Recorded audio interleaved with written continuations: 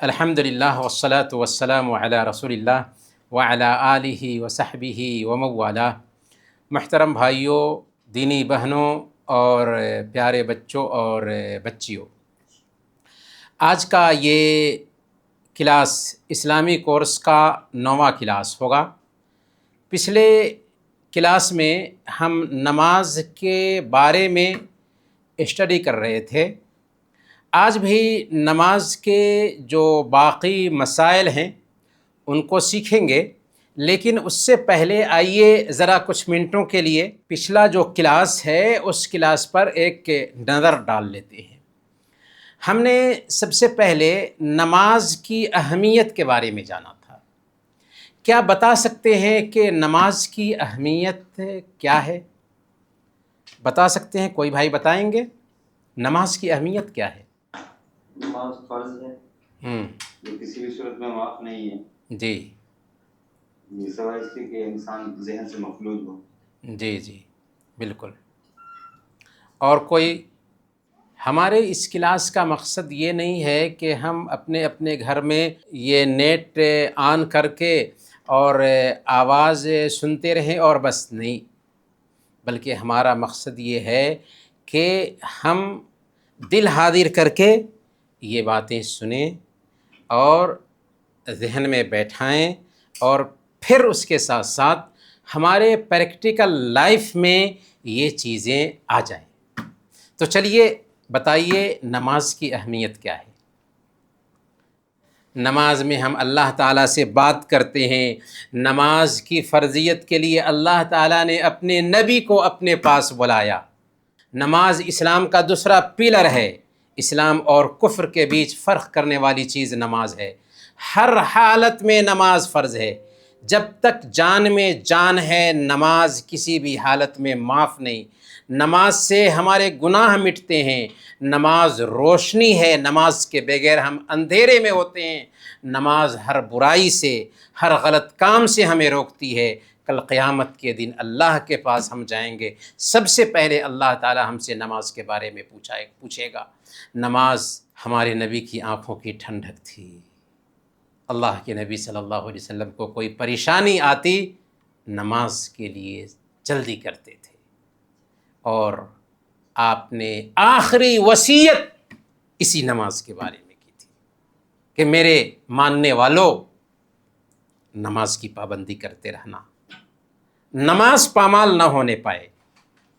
تو یہ ہے نماز کی اہمیت۔ دوسرا سوال، نماز کس پر فرض ہے؟ نماز ہر مسلمان، عقل مند، بالغ پر فرض ہے، اور عورتوں کے لیے ایک شرط یہ ہے کہ حیض اور نفاس سے پاک ہو، تو ایسی عورتوں پر نماز فرض ہے۔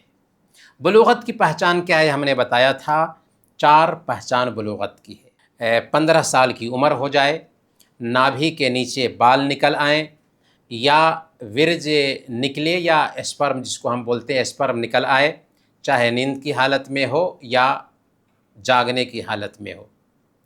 اور عورت کے لیے ایک خاص پہچان ہے کہ پیریڈ شروع ہو جائے ایک بچی کے تو بلوغت ثابت ہو جاتی ہے۔ اب سوال یہ ہے کہ بالغ ہونے کے بعد کیا ضروری ہو جاتا ہے؟ یہ بھی ہم نے بتایا تھا۔ ہم نے بتایا تھا کہ بالغ ہونے کے بعد نماز کی ادائیگی ضروری ہو جاتی ہے۔ اگر رمضان کے روزے چھوٹ گئے ہوں تو ان کو سدھانا ضروری ہو جاتا ہے۔ اسی طریقے سے حرام تعلقات نہیں رکھ سکتے۔ اسی طریقے سے پردہ کا اہتمام ضروری ہو جاتا ہے عورتوں کے لیے۔ اور اسی طریقے سے بالغ ہونے کے بعد ہر نیک اور برا عمل اللہ تعالیٰ فرشتوں کو حکم دیتا ہے کہ فرشتے ان کو نوٹ کریں۔ اسی طریقے سے بالغ ہونے کے بعد دین سیکھنا ضروری ہو جاتا ہے تاکہ دین پر عمل کر سکیں، تو اسی لیے ہم دین سیکھ رہے ہیں۔ اذان کے کلمات کون کون سے ہیں اور اقامت کیا ہے؟ کون بتائیں گے؟ اذان کے کلمات کیا ہیں؟ کون بتائیں گے؟ کوئی بتا سکتے ہیں؟ اذان کے کلمات کیا ہیں؟ ہمیں اذان کے کلمات یاد ہونے چاہیے یا نہیں یاد ہونے چاہیے؟ اگر ہماری مسجد میں مؤذن صاحب نہیں ہیں اور اذان دینے کی نوبت آئی تو کیا اذان نہیں ہوگی؟ ہمیں اذان کے کلمات، ہر بچے کو اذان کے کلمات یاد ہونے چاہیے. بچے کو یاد کرنے کی ضرورت نہیں ہے، لیکن بچوں کو، ہر بچے کو اذان کے کلمات یاد ہونے چاہیے. اقامت کے کلمات بھی یاد ہونے چاہیے، کیونکہ ہم نماز میں ہیں، پہلی صف میں ہیں، ہم کو اقامت کہنا چاہیے تاکہ کی جماعت ہوگی. بہرکیف اذان کے کلمات ہمیں یاد رکھنا ہے، یہ آپ کا ہوم ورک ہوگا. اذان کے کلمات اور اقامت کے کلمات اگلے ہفتہ تک ہمیں ریکارڈ کر کے بھیجیں. ہم دیکھتے ہیں کہ کون کون لوگ ریکارڈ کر کے بھیجتے ہیں. اسی طریقے سے اذان کا پیغام کیا ہے؟ اذان میں ہم کیا کہتے ہیں؟ اذان میں ہم 3 اہم باتیں کہتے ہیں، یا اذان میں ہم 3 اہم باتیں سنتے ہیں. پہلے نمبر پر اللہ کی مہانتا بیان کی جاتی ہے، اللہ اکبر، اللہ سب سے مہان ہے، اللہ سب سے بڑا ہے. دوسرے نمبر پر شہادتین کا اقرار کیا جاتا ہے کہ اس دھرتی پر اللہ کے علاوہ اور کوئی عبادت کے لائق نہیں، اور میری یہ عبادت آخری نبی محمد صلی اللہ علیہ وسلم کے طریقے کے مطابق ہوگی. عبادت کس کی ہوگی؟ عبادت کیسے ہوگی؟ عبادت ایک اللہ کی ہوگی، عبادت نبی صلی اللہ علیہ وسلم کے طریقے کے مطابق ہوگی. یہ دوسرا اعلان ہوتا ہے. اور تیسرا اعلان ہوتا ہے، آ جاؤ نماز کی طرف، آ جاؤ کامیابی کی طرف. کامیابی دنیا کمانے میں نہیں، کامیابی پیسے اکٹھا کرنے میں نہیں، کامیابی جاب حاصل کرنے میں نہیں، بلکہ اصل کامیابی نماز کی پابندی کرنے میں ہے، جس کا اعلان ہر دن 5 وقت مؤذن کرتا ہے. لیکن ہماری اس کامیابی کی طرف توجہ نہیں جاتی، ہمارا اس کامیابی کی طرف دھیان نہیں جاتا. اصل کامیابی مسجد میں جا کر کے نمازوں کی پابندی کرنے میں ہے. سمجھے نا پیارے بچوں؟ اب سوال یہ ہے کہ اذان عورتوں کے لیے بھی ہے کیا؟ کیا عورتیں اقامت کہہ کے نماز پڑھیں گی؟ ہم نے بتایا تھا کہ عورتیں نہ اذان دے سکتی ہیں اور نہ ہی ان کے لیے اقامت ہے. اقامت اور اذان یہ مردوں کا کام ہے. عورتیں بغیر اقامت کے نماز پڑھیں گی، ان کو اذان دینے کی بھی ضرورت نہیں ہے. اچھا، ایک سوال ہے کہ اذان سننے والے کو کیا کرنا چاہیے؟ اذان سننے والوں کو اذان کا جواب دینا چاہیے. جیسے مؤذن کہتا ہے ویسے ہی ہم بھی کہیں گے، چاہے مرد ہوں چاہے عورتیں ہوں. عورتوں کو بھی جواب دینا ہے.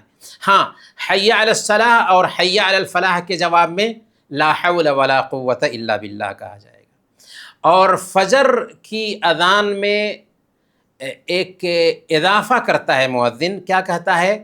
الصلاۃ خیر من النوم. تو ہم بھی کہیں گے الصلاۃ خیر من النوم، اسی کو دہرائیں گے. ٹھیک ہے نا؟ الصلاۃ خیر من النوم ہی دہرائیں گے. اذان کے وقت میں عورتیں سر پر دوپٹہ رکھ لیتی ہیں اور بس ہو گیا، باتوں میں لگ جاتی ہیں. کیا یہ صحیح ہے؟ نہیں.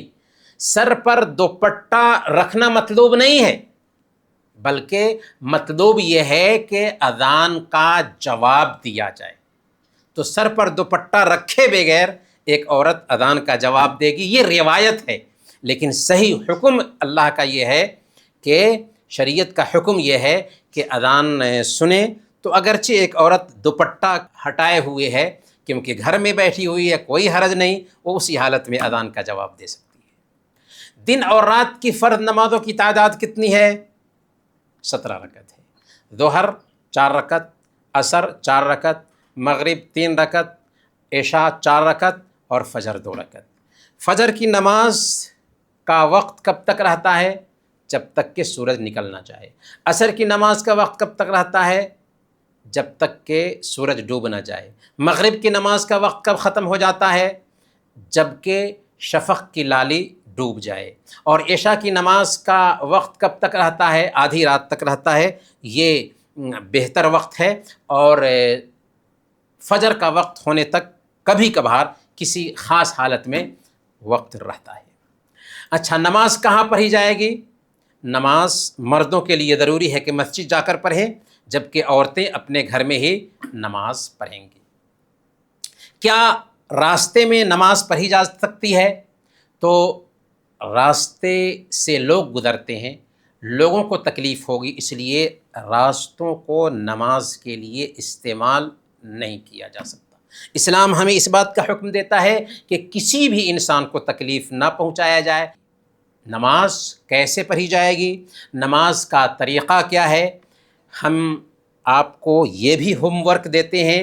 اگلے ہفتہ تک نماز کا طریقہ ریکارڈ کر کے ہمیں بھیجیے۔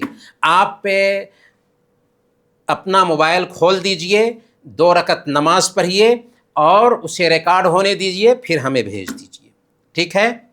یہ ہوم ورک رہے گا آپ لوگوں کا، بچوں کا بھی بچیوں کا بھی، سب کا۔ فرض نماز کے بعد کے اذکار کیا ہیں، انہیں بھی ہمیں یاد کرنا ہے، اور یہ اس ہفتہ نہیں بلکہ اس ہفتے کے بعد ہمیں سنانا ہوگا یا ہمیں ریکارڈ کر کے بھیجنا ہوگا۔ نماز کے بعد کے اذکار یہ بھی ہمیں یاد کرنا ہے۔ اچھا چلیں آگے چلتے ہیں۔ نماز کی شرطیں کتنی ہیں؟ ہم نے پچھلے ہفتہ بتایا تھا کہ نماز کی 9 شرطیں ہوتی ہیں۔ اسلام، عقل، تمیز، باوضو ہونا اور گندگی سے پاکی، جگہ کی گندگی دور کریں، کپڑے کی گندگی دور کریں اور بدن کی گندگی دور کریں، اور 6 نمبر پر سطر ڈھانپنا۔ مرد کے لیے سطر ناف سے لے کر کے گھٹنے تک ہے، عورت کے لیے سارا بدن سطر ہے سوائے چہرہ اور ہتھیلی کے، اور قبلہ رخ ہونا، قبلہ کی طرف نماز پڑھنا، اور 8ویں نمبر پر وقت ہونا، کیونکہ وقت سے پہلے نماز نہیں ہوتی۔ کسی نے وقت سے پہلے نماز پڑھ لی ہے تو اس کو نماز لوٹانا ہوگا۔ اچھا یہاں پر ہم نے بتایا تھا کہ اگر کوئی آدمی سویا رہ گیا، فجر کی نماز میں سویا رہ گیا اور آنکھ کھلتی ہے 5 بجے، تو کیا حکم ہے؟ کیا آرام سے وہ نماز پڑھے گا؟ نہیں، پہلی فرصت میں سب سے پہلا کام یہ ہے کہ وہ نماز پڑھے، کیونکہ دنیا کے سارے کاموں میں سب سے اہم کام ایک مسلمان کے لیے نماز ہے۔ کلمہ لا الہ الا اللہ کے اقرار کے بعد نماز سب سے اہم ہے۔ نماز نہیں تو کچھ بھی نہیں، نماز گول تو سب کچھ گول، نماز سے خالی ہیں تو سب کچھ سے ہم خالی ہیں۔ تو نماز پہلے وقت میں ادا کرنا ہے، اگر چھوٹ جاتی ہے تو جان بوجھ کر چھوڑ بھی نہیں سکتے، چھوٹ جاتی ہے تو نماز ہمیں پڑھ لینا ہے۔ یاد رکھیں، ایک آدمی شرابی ہے، اس کا جرم آسان ہے نماز کے مقابلے میں۔ ایک آدمی زانی اور بدکار ہے، اس کا جرم آسان ہے نماز کے مقابلے میں۔ ایک آدمی قاتل ہے، اس کا جرم آسان ہے نماز کے مقابلے میں۔ یہ بات میں اپنی طرف سے نہیں کر رہا ہوں، بلکہ واقعی بے نمازی قاتل سے بڑا مجرم ہوتا ہے، زانی سے بڑا مجرم ہوتا ہے، شرابی سے بڑا مجرم ہوتا ہے۔ شرابی بہت بڑا جرم کرتا ہے، قاتل بہت بڑا جرم کرتا ہے، اور زناکار سماج میں تھو تھو کرنے والا کام کرتا ہے، لیکن اس سے بھی بڑھ کر مجرم وہ ہے جو نماز نہیں پڑھتا۔ یاد رکھیے، نماز نہ پڑھنا یہ معمولی بات نہیں ہے۔ اس لیے پیارے بچوں، ہمیں چاہیے کہ ہم دین سیکھ رہے ہیں، نماز کو سب سے پہلے اپنی زندگی میں لائیں۔ دین سیکھنے کا مطلب ہی اصل میں یہی ہوتا ہے کہ ہماری زندگی میں نماز آ جائے۔ سب کچھ پامال ہو جائے لیکن نماز پامال نہیں ہونی چاہیے۔ پیاری بچیوں، سب کچھ ہماری زندگی سے نکل جائے لیکن ہماری زندگی سے نماز نہ نکلنے پائے۔ گھر میں ہی وضو کر کے سب سے پہلے نماز پڑھیں، کیونکہ ایک مسلمان کی پہچان ہے نماز۔ اسی طریقے سے نماز کی شرطوں میں سے ایک شرط کیا ہے؟ نیت۔ کیا ہے؟ نیت۔ اور نیت کسے کہتے ہیں؟ نیت دل کے ارادہ کا نام ہے۔ دل میں جو ارادہ ہوتا ہے نا، اسی کو نیت کہتے ہیں۔ نیت کے الفاظ بولے نہیں جاتے، دل میں ارادہ ہوگا اور اسی ارادہ کو نیت کہتے ہیں۔ آپ غور کریں کہ نماز کی شرطوں میں سے ایک شرط نیت ہے۔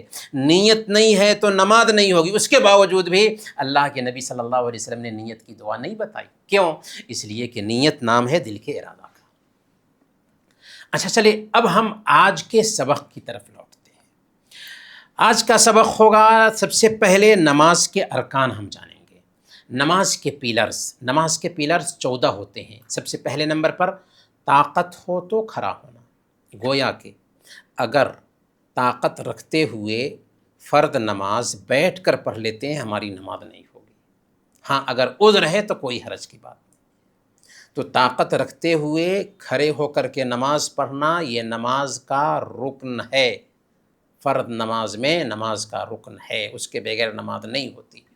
دوسرے نمبر پر تکبیر تحریمہ۔ تکبیر تحریمہ کا مطلب کیا ہوا؟ وہ تکبیر جس سے نماز شروع کرتے ہیں، اللہ اکبر کہہ کر کے نماز میں داخل ہوتے ہیں، اس کو تکبیر تحریمہ کہا جاتا ہے، یہ بھی نماز کا رکن ہے۔ تیسرے نمبر پر سورہ فاتحہ پڑھنا، جو سورہ فاتحہ نہ پڑھے اس کی نماز نہیں ہوتی۔ لا صلاۃ لمن لم یقرأ بفاتحۃ الکتاب، جو سورہ فاتحہ نہ پڑھے اس کی نماز نہیں ہوتی۔ چوتھے نمبر پر رکوع کرنا، طاقت ہو تو فرض نماز میں کھڑا ہونا پہلے نمبر پر، دوسرے نمبر پر تکبیر تحریمہ، تیسرے نمبر پر سورہ فاتحہ پڑھنا، اور چوتھے نمبر پر رکوع کرنا۔ پانچویں نمبر پر رکوع کے بعد قوما میں سیدھا کھڑا ہونا، رکوع کے بعد اٹھ کر کے سیدھا کھڑے ہو جائیں، یہ بھی نماز کا رکن ہے۔ چھٹے نمبر پر 7 انگوں پر سجدہ کرنا، 7 اعضاء پر سجدہ کرنا، پیشانی، ناک سمیت، دونوں ہاتھ، دونوں گھٹنے اور دونوں پیر کی انگلیاں، یہ 7 انگ ہیں، ان 7 انگوں پر سجدہ کرنا نماز کا رکن ہے۔ 7ویں نمبر پر سجدہ سے سر اٹھانا، یہ بھی نماز کا رکن ہے۔ اور 8ویں نمبر پر دونوں سجدے کے بیچ بیٹھنا، گویا کہ رکوع کرنا بھی، رکوع سے اٹھنا بھی، سیدھا کھڑا ہونا بھی، سجدہ کرنا بھی، اور سجدے سے سر اٹھانا بھی، اور دونوں سجدے کے بیچ اطمینان سے بیٹھنا بھی نماز کا رکن ہے۔ دونوں سجدے کے بیچ اطمینان سے بیٹھنا بھی نماز کا رکن ہے۔ تو دونوں سجدے کے بیچ اطمینان سے بیٹھنا یہ نماز کا رکن ہے۔ نماز کے کاموں میں اطمینان کا پایا جانا ضروری ہے، اگر جلد بازی ہے تو نماز نہیں ہوتی، نماز نہیں ہوتی، جلدی اگر کوئی آدمی نماز پڑھتا ہے نماز نہیں ہوتی، تو نماز میں اطمینان کا پایا جانا ضروری ہے۔ 10ویں نمبر پر جو ارکان ہیں نماز میں، ان میں ترتیب کا پایا جانا ضروری ہے، یعنی جس ترتیب سے اللہ کے نبی صلی اللہ علیہ وسلم نے نماز سکھائی ہے نا، اسی ترتیب سے ہم نماز ادا کریں، یہ بھی ضروری ہے۔ اور 11ویں نمبر پر آخری تشہد میں بیٹھنا، 12ویں نمبر پر آخری تشہد میں بیٹھ کر کے تشہد کی دعا پڑھنا، التحیات پڑھنا، اور 13ویں نمبر پر آخری تشہد میں بیٹھ کر درود شریف پڑھنا، اور 14ویں نمبر پر دونوں طرف سلام پھیرنا۔ گویا کہ 4 ارکان بیٹھ کر ادا کیے جاتے ہیں، آخری تشہد میں بیٹھنا، آخری تشہد میں بیٹھ کر تشہد پڑھنا، آخری تشہد میں بیٹھ کر درود شریف پڑھنا، اور پھر دونوں طرف سلام پھیرنا۔ یہ کل ملا کر کے 14 نماز کے پیلرز ہیں۔ کتنے؟ 14 ارکان ہوئے۔ دوبارہ گنیے، طاقت رکھتے ہوئے فرض نماز میں کھڑے ہو کر نماز پڑھنا، دوسرے نمبر پر تکبیر تحریمہ، تیسرے نمبر پر سورہ فاتحہ پڑھنا، چوتھے نمبر پر رکوع کرنا، 5ویں نمبر پر رکوع کے بعد قومے میں سیدھا کھڑا ہونا، 6 نمبر پر 7 انگوں پر سجدہ کرنا، 7ویں نمبر پر سجدے سے سر اٹھانا، 8ویں نمبر پر دونوں سجدے کے بیچ بیٹھنا، 9ویں نمبر پر نماز کے سارے کاموں میں اطمینان کا پایا جانا، اور 9ویں نمبر پر سارے کاموں میں ترتیب کا پایا جانا۔ ترتیب کا پایا جانا، اطمینان بھی رکن ہے، ترتیب بھی رکن ہے۔ سارے کاموں میں اطمینان کا پایا جانا 9واں ہوا، اور 10ویں نمبر پر سارے کاموں میں ترتیب کا پایا جانا، اور 4 جو ارکان ہیں لاسٹ میں ہم نے بتایا، آخری تشہد میں بیٹھنا، آخری تشہد میں بیٹھ کر کے تحیات پڑھنا، آخری تشہد میں بیٹھ کر کے درود شریف پڑھنا، اور پھر دونوں طرف سلام پھیرنا۔ یہ کل ملا کر کے 14 ارکان بنتے ہیں، 14 پیلرز بنتے ہیں، جن کو یاد رکھیں۔ اب آئیے واجبات کو جانتے ہیں، پھر جانیں گے کہ ارکان، شروط اور واجبات کو جاننے کا فائدہ کیا ہے۔ دیکھیں واجبات جو ہے نا نماز میں یہ 8 ہیں. نماز کی شرطیں 9، نماز کے ارکان 14 اور نماز کے واجبات 8 ہیں. یہ باتیں بہت اہمیت رکھنے والی ہیں. اگر آپ نے ان باتوں کو نوٹ نہیں کیا اور یاد نہیں کیا تو غلطی کرتے رہیں گے. اسی لیے یہ بہت ہی اہم اور ٹھوس نالج ہے جو ہم آپ تک پہنچا رہے ہیں. اس لیے آپ انہیں نوٹ کیجئے، انہیں یاد کیجئے تاکہ بعد میں نماز کے مسائل کو آسانی سے آپ سمجھ سکیں. تو نماز کے واجبات کتنے ہیں؟ نماز کے واجبات 8 ہیں. پہلے نمبر پر تکبیر تحریمہ کے علاوہ باقی ساری تکبیرات. تکبیر تحریمہ ہم نے جان لیا کہ یہ نماز کا رکن ہے نا. یعنی جب نماز شروع کرنے کے لیے اللہ اکبر کہتے ہیں نا تو اس کو تکبیر تحریمہ کہا جاتا ہے. یہ نماز کا رکن ہے.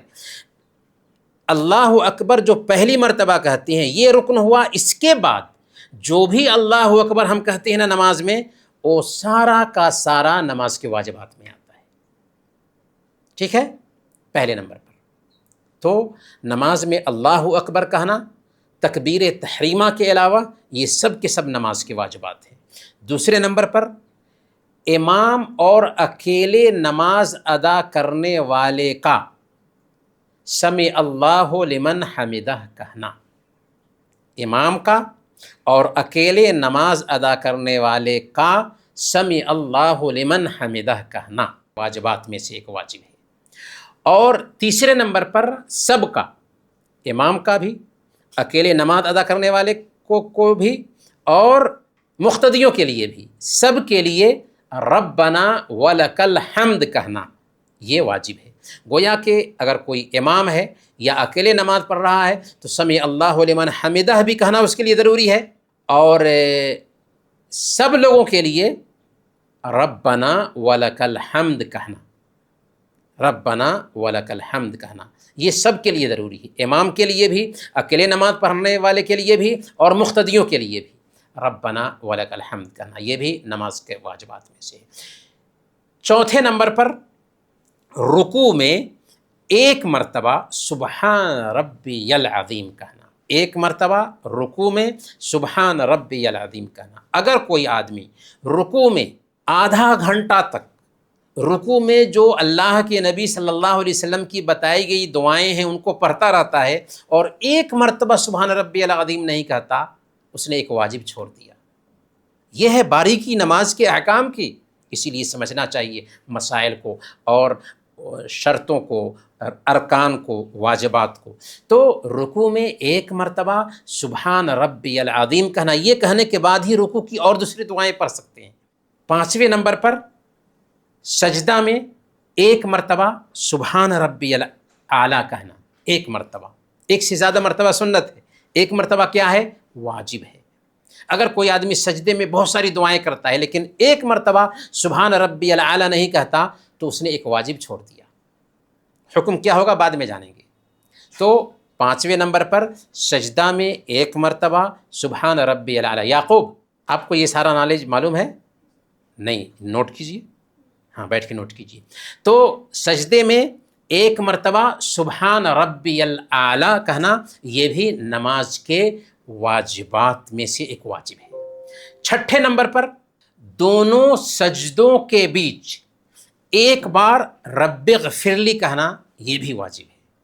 دونوں سجدوں کے بیچ بیٹھ کر کے ایک مرتبہ رب اغفر لی کہنا واجب ہے. اور ساتویں نمبر پر پہلے تشہد میں بیٹھنا. ہم نے کیا جانا کہ آخری تشہد یعنی سلام پھیرنے کے لیے جو تشہد کرتے ہیں نا اس کو آخری تشہد کہا جاتا ہے. یہ نماز کا رکن ہے. لیکن پہلے تشہد میں یعنی 2 رکعت کے بعد تشہد میں بیٹھنا یہ کیا ہے؟ نماز کے واجبات میں سے. ٹھیک ہے. اور 8واں واجب ہے پہلے تشہد کے لیے بیٹھ کر التحیات پڑھنا. پہلے تشہد کے لیے بیٹھ کر التحیات پڑھنا. یہ 8 نماز کے واجبات ہوئے. کتنے؟ 8 نماز کے واجبات ہوئے.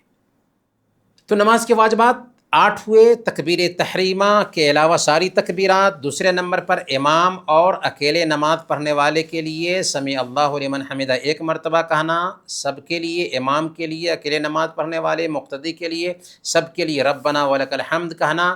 اور چوتھے نمبر پر رکوع میں 1 بار سبحان ربی العظیم کہنا، سجدے میں 1 مرتبہ، 5ویں نمبر پر سبحان ربی الاعلیٰ کہنا، اور 6ٹھے نمبر پر دونوں سجدے کے بیچ 1 بار رب اغفر لی کہنا، اور 7ویں نمبر پر پہلے تشہد میں بیٹھنا، اور 8ویں نمبر پر پہلے تشہد میں بیٹھ کر تحیات پڑھنا. یہ نماز کے واجبات ہیں.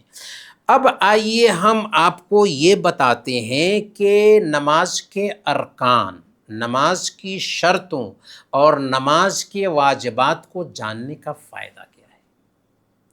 بلکہ اس سے پہلے ذرا ہم جان لیتے ہیں نماز کی سنتیں. نماز کی سنتیں کیا ہیں؟ نماز کے وہ سارے کام اور بول جو نماز کے ارکان، نماز کے واجبات کے علاوہ ہیں، وہ سنتیں ہیں.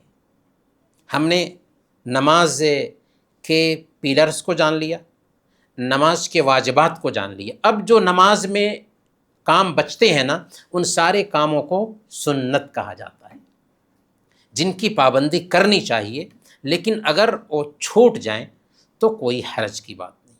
تو اب ہم یہ جانیں کہ نماز کی شرطوں، نماز کے ارکان، نماز کے واجبات اور نماز کی سنتوں کو جاننے کا فائدہ کیا ہے.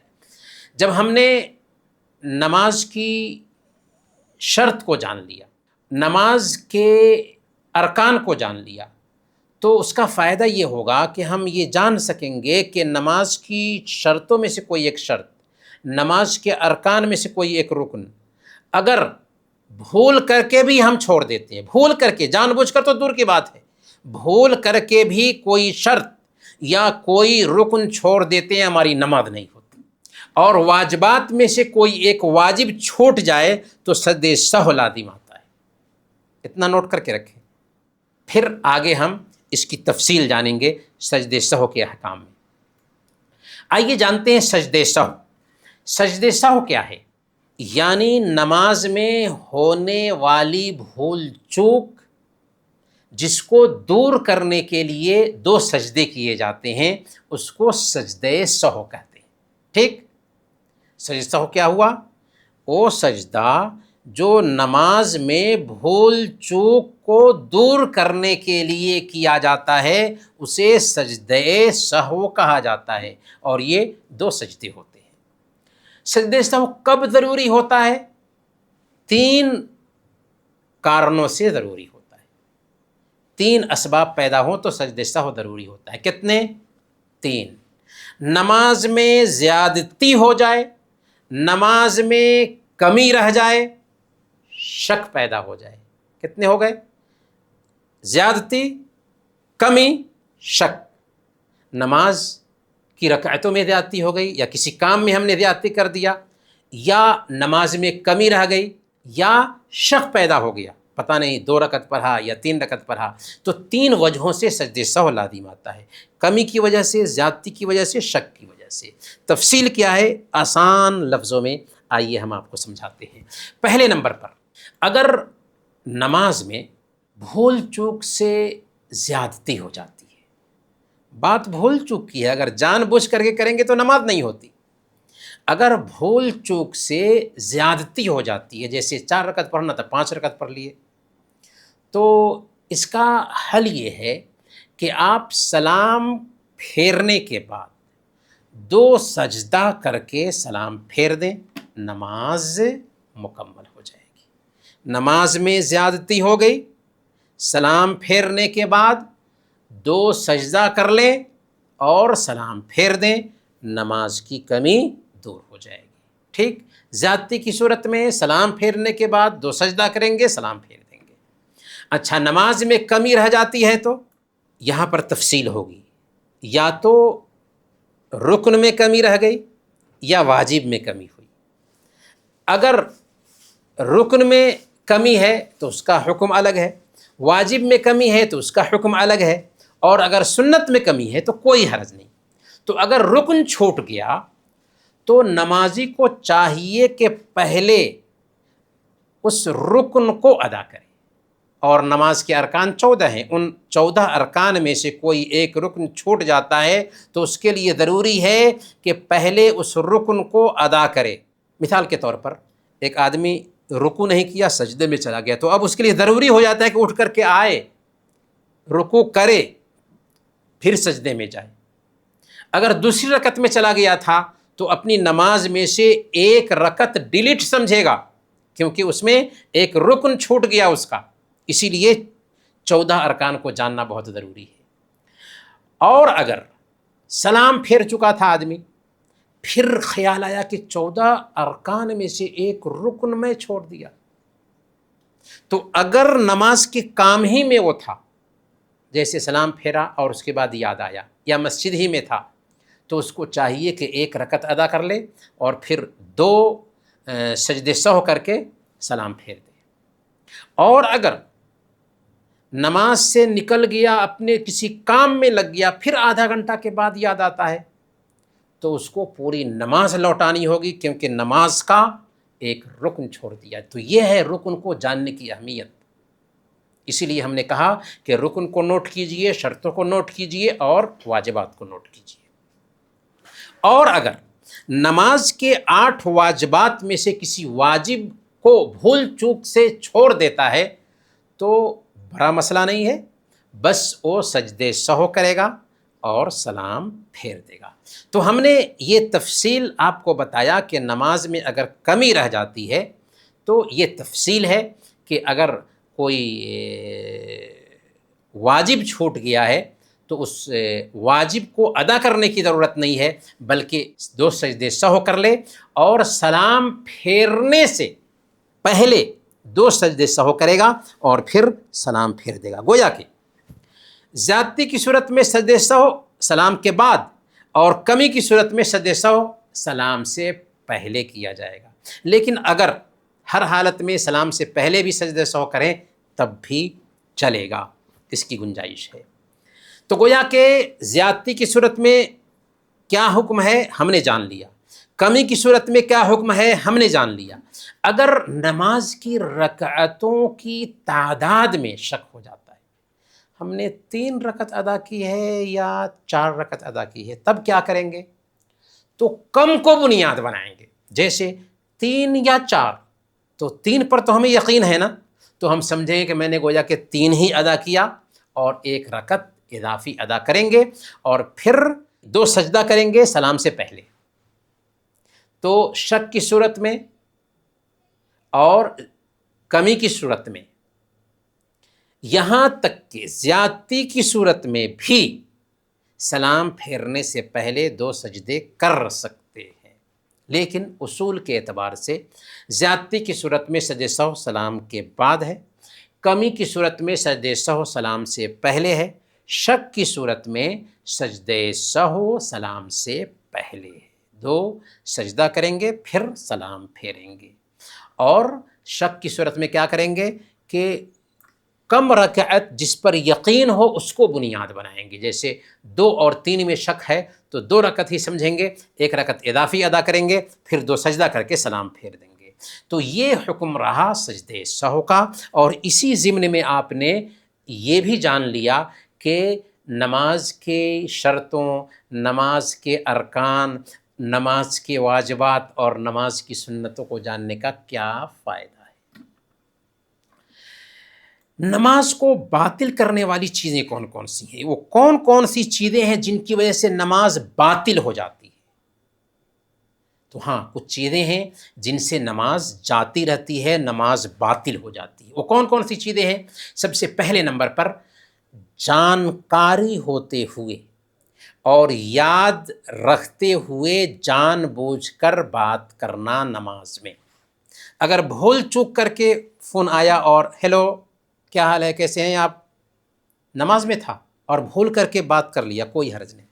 یا کسی کو مسئلہ ہی معلوم نہیں تھا، لیکن نارمل انداز میں سب لوگوں کو پتہ ہوتا ہے کہ نماز میں بات نہیں کرنی ہے، لیکن کوئی نیا انسان تھا جس کو معلوم نہیں تھا کہ نماز میں بات کرنا حرام ہے، جیسے ایک حدیث میں آتا ہے، صحیح مسلم کی ایک حدیث ہے، معاویہ بن حکم السلمی رضی اللہ تعالیٰ عنہ نے نماز میں بات کر لی تھی، پھر اللہ کے نبی صلی اللہ علیہ وسلم نے ان کو سمجھایا کہ نماز میں بات نہیں کرنی۔ تو اس سے نماز باطل نہیں ہوتی، لیکن جانکاری ہوتے ہوئے، یاد رکھتے ہوئے جان بوجھ کر نماز میں بات کرتے ہیں، نماز ٹوٹ جاتی ہے۔ دوسرے نمبر پر آواز کے ساتھ کھلکھلا کر ہنسنے سے بھی نماز ٹوٹ جاتی ہے، لیکن اگر مسکراہٹ آ جائے تو یہ بھی عیب کی بات ہے کہ نماز میں آپ مسکرا دیے۔ نہیں، ہم اللہ سے بات کر رہے ہیں، مسکراہٹ بھی نہیں آنی چاہیے، لیکن مسکراہٹ آ گئی تو نماز نہیں ٹوٹے گی، پر یہ غلط ہے، لیکن کھلکھلا کر ہنسنے سے نماز ٹوٹ جائے گی۔ دوسرے نمبر پر، تیسرے نمبر پر یہ باتیں نوٹ کرتے رہیے آپ۔ تیسرے نمبر پر کھانا اور پینا، کھانے اور پینے سے بھی نماز ٹوٹ جاتی ہے۔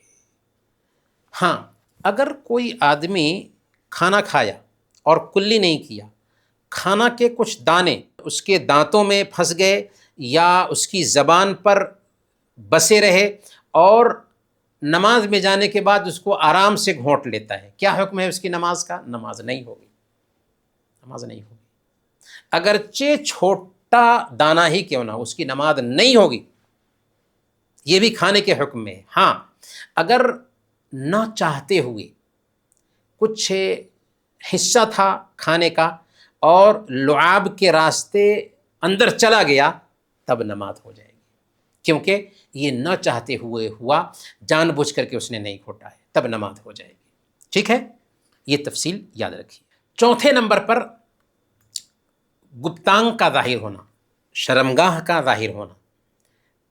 اگر کپڑا اتر جاتا ہے کسی بھی سبب سے تو ضروری ہے کہ وہ فوراً اپنے گپتانگ کو، اپنی شرمگاہ کو ڈھانک لے۔ اگر نہیں ڈھانکتا ہے تو نماز ٹوٹ جائے گی۔ تو گپتانگ کا ظاہر ہونا یہ بھی نماز کو توڑ دینے والا عمل ہے۔ پانچویں نمبر پر قبلہ رخ سے بالکل ہی ہٹ جانا۔ بالکل ہٹنے کا مطلب کیا ہوا کہ میں بالکل ہی پورے طور پر پھر جاؤں۔ اگر یوں ہے تو کوئی حرج نہیں، چلے گا، لیکن پورے طور پر پھر جاؤں تو نہیں چلتا ایسا، کیونکہ بالکل قبلہ رخ سے ہم الگ ہو گئے۔ اسی طریقے سے نماز میں بہت زیادہ حرکت کرنا، بہت زیادہ حرکتوں کو لوگ بہت سیریس لیتے ہیں۔ دیکھیں، ایک حرکت ایسی ہے کہ جیسے آگے میں جگہ خالی ہے تو آپ پیچھے سے آگے کی طرف جا سکتے ہیں، نارمل ہے۔ اللہ کے نبی صلی اللہ علیہ وسلم ایک مرتبہ نماز میں تھے، عائشہ رضی اللہ تعالیٰ عنہ آتی ہیں تو آپ آگے بڑھ کر کے دروازہ ان کے لیے کھولتے ہیں اور نماز ہی میں رہتے ہیں آپ۔ تو ہمیں اجازت ہے کہ اگر کوئی آدمی آتا ہے تو دروازہ بڑھ کر کے کھول سکتے ہیں اور نماز ہی میں رہیں، لیکن زیادہ حرکت سے مراد کیا ہے کہ اتنی زیادہ حرکت ہو کہ کوئی دوسرا باہر سے دیکھے تو سمجھے کہ یہ نماز میں نہیں، تو گویا کہ اس سے نماز ٹوٹ جائے گی۔ ٹھیک ہے، اور ساتویں نمبر پر وضو کا ٹوٹ جانا۔ وضو ٹوٹ جائے تب بھی ہماری نماز جاتی رہتی ہے۔ تو یہ چیزیں ہیں جو نماز کو باطل کر دیتی ہیں۔ پہلے نمبر پر جان بوجھ کر کے اور یاد رکھتے ہوئے بات کرنا نماز میں، دوسرے نمبر پر کھلکھلا کر ہنسنا، تیسرے نمبر پر کھانا پینا، چوتھے نمبر پر شرمگاہ کا ظاہر ہونا، پانچویں نمبر پر قبلہ کی طرف سے ہٹ جانا، بالکل پورے طور پر ہٹ جانا، اور چھٹے نمبر پر بہت زیادہ ایسی حرکت کے دیکھنے والا سمجھے کہ یہ نماز میں نہیں ہے، اور ساتویں نمبر پر وضو کا ٹوٹ جانا۔ یہ چیزیں ہیں جن سے نماز باطل ہو جاتی ہے۔ اس بارے میں قاعدہ یاد رکھیں۔ قاعدہ یہ ہے کہ طاقت رکھتے ہوئے نماز کے رکن یا شرط کو چھوڑنے سے نماز باطل ہو جاتی ہے، چاہے جان بوجھ کر ہو یا غلطی سے ہو۔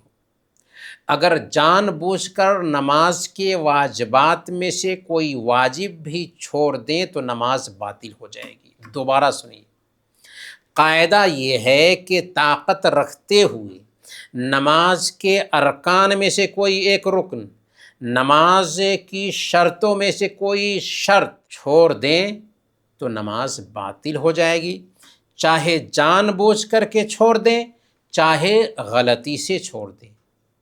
لیکن نماز کے واجبات میں سے کوئی واجب اگر بھول چوک کر چھوٹ جائے تو سجدے سہو ہم نے جان لیا ہے، لیکن اگر جان بوجھ کر کوئی واجب بھی چھوڑ دے تب بھی نماز باطل ہو جائے گی۔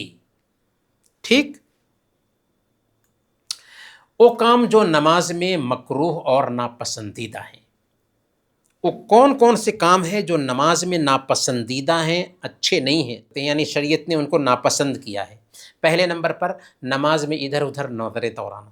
نماز میں ہم اللہ سے باتیں کرنے کے لیے آئے ہیں تو ادھر ادھر نظریں دوڑانا یہ نماز میں مکروہ ہے۔ دوسرے نمبر پر نماز میں کپڑے، بدن یا ہاتھ یا داڑھی وغیرہ سے کھیلنا یا انگلیاں چٹکانا، یوں یوں یوں یوں انگلیاں چٹکانا بھی نماز میں مکروہ ہے۔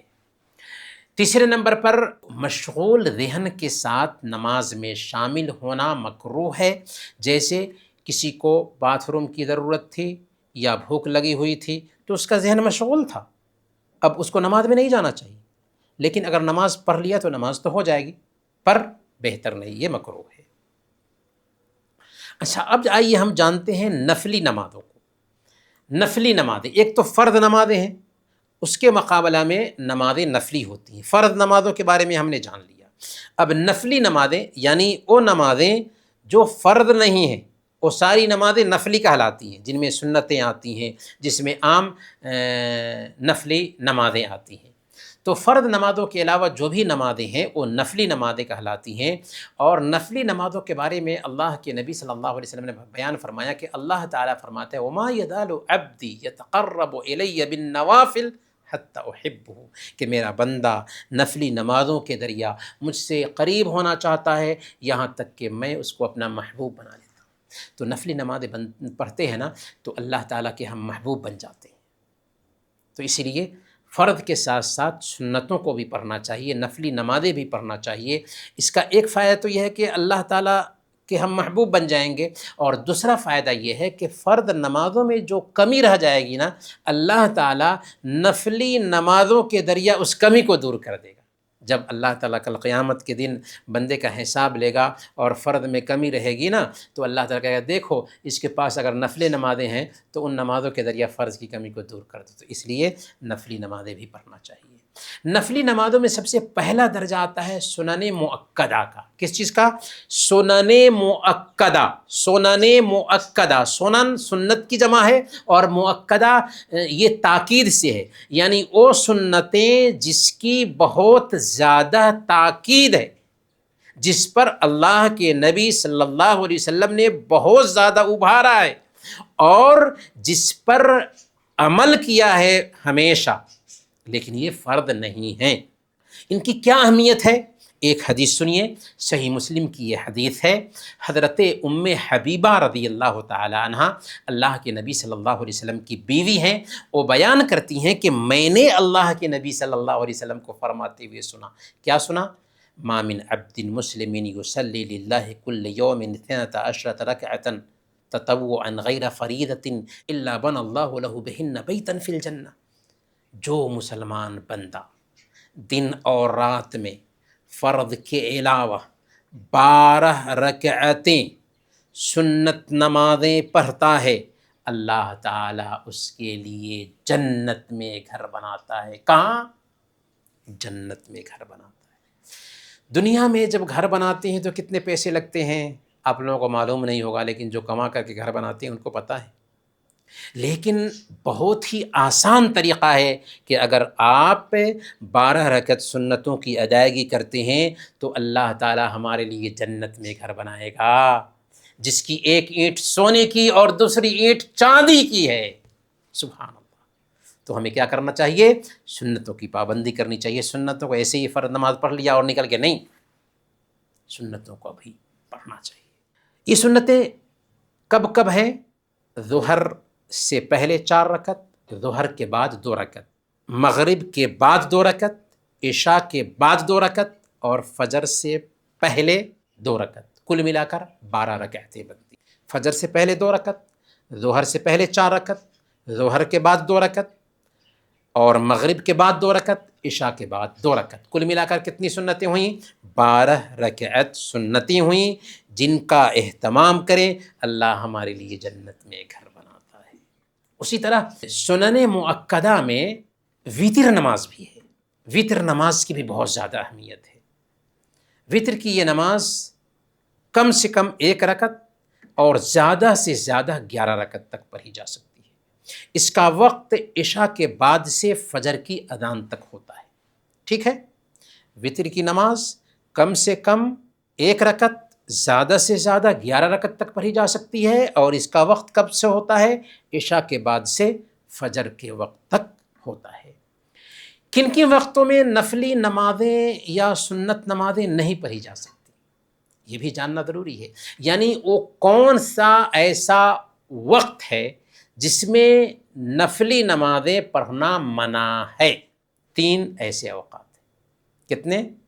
3 ایسے اوقات ہیں جن میں نفلی نمازیں نہیں پڑھی جائیں گی۔ فرض نمازیں پڑھی جا سکتی ہیں، نفلی نمازیں نہیں پڑھی جا سکتی۔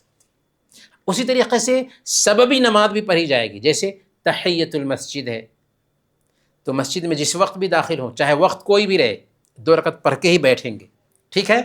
تو وہ کون سے ممنوع اوقات ہیں جن میں نمازیں نہیں پڑھی جائیں گی؟ وہ 3 اوقات ہیں۔ پہلے نمبر پر کیا ہے کہ فجر کے بعد سے سورج نکلنے کے 15 منٹ تک کوئی نماز نہیں پڑھی جائے گی، نفلی نماز نہیں پڑھی جائے گی۔ دوسرے نمبر پر دوپہر کا وقت یہاں تک کہ سورج ڈھل جائے، دوپہر کے وقت جب تک کہ سورج ڈھلتا نہیں ہے، زوال جس کو کہتے ہیں، تب تک کہ کوئی نماز نہیں پڑھی جائے گی۔ اور تیسرے نمبر پر عصر کے بعد سے سورج ڈوبنے تک کوئی نماز نہیں پڑھی جائے گی سوائے فرض کے۔ ایک آدمی سویا تھا ظہر کے بعد، جگا تو عصر کی نماز ہو چکی تھی، اگرچہ عصر کا بعد ہے لیکن اس کے لیے فرض نماز پڑھنا ضروری ہے، لیکن عصر کی نماز پڑھ لیا ہے تو اب کوئی نفلی نماز نہیں پڑھے گا مغرب کی نماز تک، ٹھیک ہے؟ تو نفلی نمازوں کے لیے یہ ممنوع اوقات کتنے ہیں؟ 3 ہیں۔ کون کون سے؟ فجر کے بعد سے سورج نکلنے کے 15 منٹ بعد تک، دوسرا دوپہر کا وقت یہاں تک کہ سورج ڈھل جائے، اور تیسرا عصر کے بعد سے سورج ڈوبنے تک کوئی نماز نہیں ہے۔ نماز منع ہے، ذکر منع نہیں، دعا منع نہیں۔ اسی طرح سے سببی نماز ہے، عصر کے بعد جیسے ہم مسجد میں جاتے ہیں اور بیٹھنا چاہتے ہیں تو 2 رکعت پڑھ کے ہی ہمیں بیٹھنا چاہیے، کیونکہ اللہ کے نبی صلی اللہ علیہ وسلم نے بیان فرمایا اذا دخل احدکم المسجد فلا يجلس حتى يصلي ركعتين، تم میں سے ایک آدمی مسجد میں داخل ہو تو 2 رکعت پڑھے بغیر نہ بیٹھے۔ تو یہ بات نوٹ کر کے رکھیے، مسجد میں جب بھی جائیں گے، بیٹھنا چاہتے ہیں، 2 رکعت پڑھے بغیر نہیں بیٹھیں گے، چاہے وقت کوئی بھی ہو۔ جماعت کی نماز مردوں پر واجب ہے کہ وہ مسجد میں جماعت سے نماز ادا کرے، اور اس کی بہت زیادہ اہمیت ہے۔ صحیح بخاری اور صحیح مسلم کی روایت ہے، اللہ کے نبی صلی اللہ علیہ وسلم نے بیان فرمایا صلاۃ الجماعت تفضل علی صلاۃ الفرد ب27 درجہ، کہ جماعت کی نماز اکیلے نماز پر 27 گنا زیادہ اہمیت رکھتی ہے۔ کتنا؟ 27 گنا۔ یعنی اگر کوئی آدمی 27 مرتبہ کوئی فرض نماز اپنے گھر پہ دہراتا ہے اور اسی نماز کو آپ مسجد میں جا کر کے ادا کرتے ہیں، آپ کا مسجد میں جا کر کے 1 مرتبہ ادا کرنا یہ 27 مرتبہ دہرائی گئی نماز سے بہتر ہے۔ تو اسی لیے نماز مرد کو مسجد میں جا کر کے ادا کرنی چاہیے، لیکن عورتیں گھر میں ہی نماز پڑھیں گی، کوئی حرج کی بات نہیں، بلکہ عورتوں کے لیے بہتر ہے کہ وہ گھر میں ہی نماز پڑھیں۔ اب کچھ مسائل ہم جانتے ہیں۔ پہلا مسئلہ یہ ہے کہ اگر 2 آدمی ہوں تو جماعت بنا کر کے نماز پڑھی جائے، 2 یا 2 سے زیادہ آدمی ہو تو ایک امام ہوگا اور دوسرا مقتدی ہوگا۔ مقتدی کو چاہیے کہ ہر عمل امام کے پیچھے پیچھے انجام دے۔ اللہ کے نبی صلی اللہ علیہ وسلم نے بیان فرمایا، صحیح بخاری اور صحیح مسلم کی یہ حدیث ہے، انما جعل الامام لیؤتم بہ، امام اس لیے بنایا گیا ہے تاکہ اس کا انوسرن کیا جائے، اس کے مطابق عمل کیا جائے، جیسے امام کرتا ہے ویسے ہی کیا جائے، امام سے آگے بھی نہیں بڑھنا ہے اور امام سے بہت پیچھے بھی نہیں رہنا ہے اور امام کے ساتھ ساتھ بالکل نہیں، بلکہ امام کیا اس کے بعد میں ہم عمل کریں، اس کے فوراً بعد۔ دوسرا مسئلہ، امامت کا سب سے زیادہ حقدار وہ ہے جسے قرآن سب سے اچھا پڑھنا آتا ہو۔ صحیح مسلم کی روایت ہے، اللہ کے نبی صلی اللہ علیہ وسلم نے بیان فرمایا، یؤم القوم اقرأہم لکتاب اللہ، کہ قوم کی امامت وہ کرائے جو قرآن سب سے بہتر پڑھنا جانتا ہو، پہلا درجہ اس کو حاصل ہوگا جو قرآن اچھا پڑھنا جانتا ہے۔ فَإِن كَانُوا فِي الْقِرَاءَةِ سَوَاءً فَأَعْلَمُهُمْ بِالسُّنَّةِ، اگر قرآن پڑھنے میں سب برابر ہیں تو ان میں جو حدیث کا سب سے زیادہ جانکار ہے وہ لوگوں کی امامت کرائے گا۔ اگر اس میں بھی سب برابر ہیں تو اس وقت اللہ کے نبی صلی اللہ علیہ وسلم نے بیان فرمایا کہ جس کی عمر زیادہ ہوگی، دوسری روایت میں ہے جو ہجرت میں پرانا ہوگا، وہ لوگوں کی امامت کرائے گا۔ مسئلہ نمبر 3، جو امام کے ساتھ ملا اور اس کی کچھ رکعتیں چھوٹ گئیں تو وہ امام کے سلام پھیرنے کے بعد کھڑا ہو جائے گا اور اپنی باقی جو رکعتیں ہیں ان رکعتوں کو امام کے سلام پھیرنے کے بعد ادا کر لے، یہ اس کی قضا رکعتیں ہوں گی۔ ایسی حالت میں مسئلہ یہ سمجھنا ہے کہ اس کی پہلی رکعتیں وہ شمار کی جائیں گی جو اس نے امام کے ساتھ پڑھی ہیں، اور جنہیں وہ بعد میں ادا کرے گا وہ اس کی آخری رکعتیں شمار کی جائیں گی۔ مسئلہ نمبر 4، جو مسجد میں داخل ہو اور بیٹھنا چاہتا ہو اس کے لیے ضروری ہے کہ بیٹھنے سے پہلے 2 رکعت پڑھ لے، اور یہ بات ہم اس سے پہلے بتا چکے ہیں آپ کو۔ صحیح بخاری اور صحیح مسلم کی روایت ہے، اللہ کے نبی صلی اللہ علیہ وسلم نے بیان فرمایا، اذا دخل احدکم المسجد فلا یجلس حتی یصلی رکعتین، تم میں سے ایک آدمی جب مسجد میں داخل ہو تو 2 رکعت پڑھے بغیر نہ بیٹھے۔ اذان ہو رہی ہے، ہم اذان کا جواب دیتے ہیں اور اسی کے ساتھ ہمارا درس بھی مکمل ہوتا ہے۔ اللہ تعالیٰ سے دعا کرتے ہیں کہ اللہ تعالیٰ ہمارے اس درس کو فائدہ مند بنائے، اور آپ سب سے بھی گزارش ہے کہ آپ سب اس درس کو یاد کریں اور ان باتوں کو پریکٹیکل لائف میں جگہ دینے کی کوشش کریں۔ اللہ تعالیٰ ہم سب کو اسی توفیق عطا فرمائے۔ آمین و صلی اللہ علی نبینا محمد وعلی آلہ وصحبہ اجمعین۔